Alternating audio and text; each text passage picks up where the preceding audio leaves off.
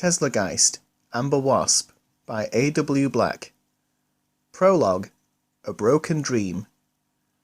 This was the moment 7-year-old Delta Stevens had prepared for ever since she had seen an Olympic gymnastics tournament as a toddler. The applause of the crowd, the bright lights, and the television cameras, they were more awe-inspiring than she had imagined. The young girl was the highest-ranked gymnast in her age category throughout all of America, but she was still overwhelmed by the grand scale of the arena. Without an audience, the performance area had looked so much less intimidating the previous night. For 3 years she had been honing her technique, practicing for at least 4 hours almost every day. The last 7 months had been spent learning and adapting her routine, day after day, night after night, landing after perfect landing. With so many eyes upon her now, she held her breath, as though letting it out would take her confidence with it. Delta felt her long, deep brown curly hair, which had been tied into a bun to make sure it didn't get into her eyes during the performance. She looked down at her glittering leotard, which was adorned with red and white stripes. A blue rectangle with silver stars dominated the top right half of her chest. Her father, Maxwell Stevens, had recently been promoted to the position of CEO of Atlas Automated Systems Incorporated. Most of the family celebrated for 3 whole days, but Delta continued to train as normal, pushing herself to be the best performer she could possibly be. Her oldest brother, Herc, seemed annoyed at her lack of enthusiasm for their father's success, but Maxwell understood how she felt to have such talent, yet to be in somebody else's shadow. The chatter of the crowd died down at the request of the announcer. Delta hesitated for a moment. Hers was the first name to be called out. Taking her place on the corner of the performance area, the young girl put her hands together over her head, closed her eyes, then looked towards the uneven bars. With a run, a leap, a somersault, and then a jump, she grabbed hold of the lower bar with both hands, swinging almost all the way to the top of her arc. With an expert twist, she swapped the position of her hands and changed direction, this time completing a full circle under, then over the bar, once, then twice, before leaving the bar altogether. After a 1,260-degree twist through the air, Delta grasped the highest bar, changed direction again, and built up the momentum for a return leap. A double forward somersault through the air was followed by another perfect clasp of the lower bar, 3 further orbits, and a flawless dismount. The crowd applauded for a second before settling to an attentive silence. Delta took the opportunity to catch her breath, set her sights on the next instrument, the balance beam. Once silence had descended upon the audience, she began her approach. This segment of her performance had been practiced at least 100 times, and she rehearsed it one more time in her mind. Light glistened along the length of the balance beam, its sheen and lustre giving it an unusual glow, even more so than during last night's practice session. Delta didn't notice the extra shimmer. She was too busy planning her next step. Even if she had noticed, she might have thought it was due to the extra lighting for the cameras. Her foot touched the laminated carbon fibre beam. In every practice session it held fast, giving her time for her other foot to come down next to it so she could find her balance. Tonight the beam felt different.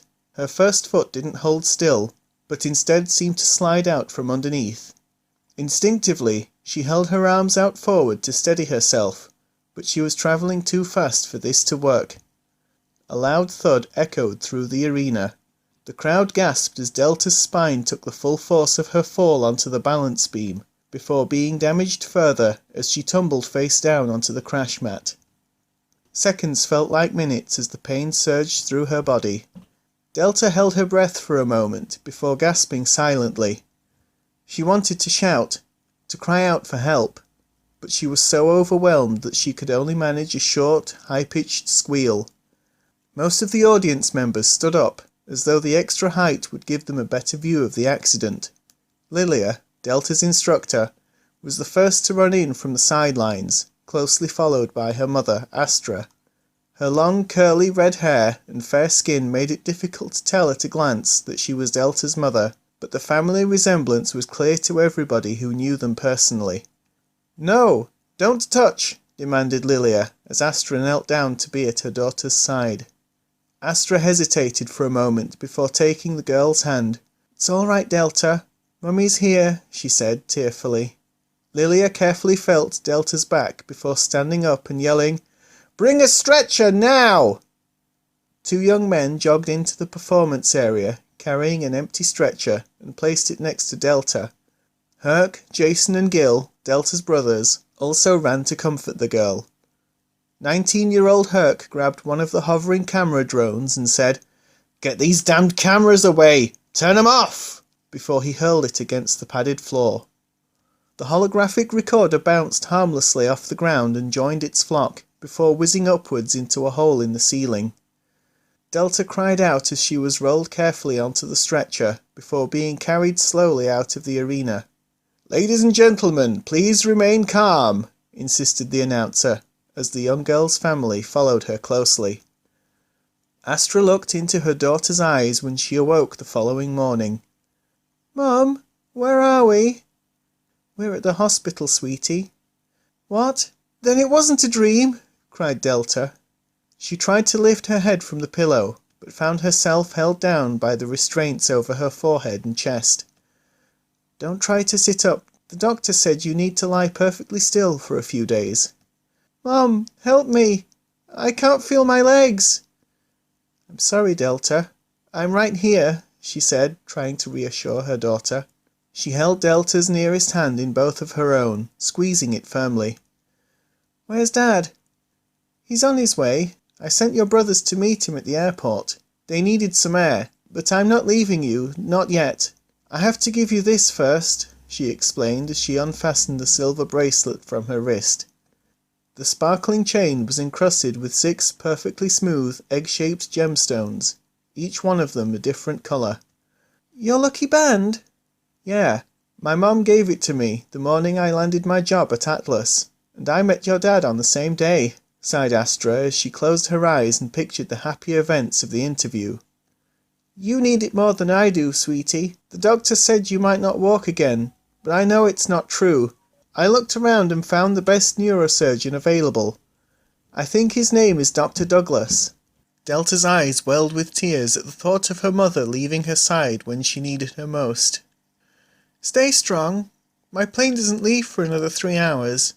I won't be long, I promise." Delta closed her eyes and begged, "Please don't go, Mum." "I'll be back tomorrow night, but for now I'm right here," whispered Astra before giving her daughter a tender kiss on the forehead. "My brave, brave little girl."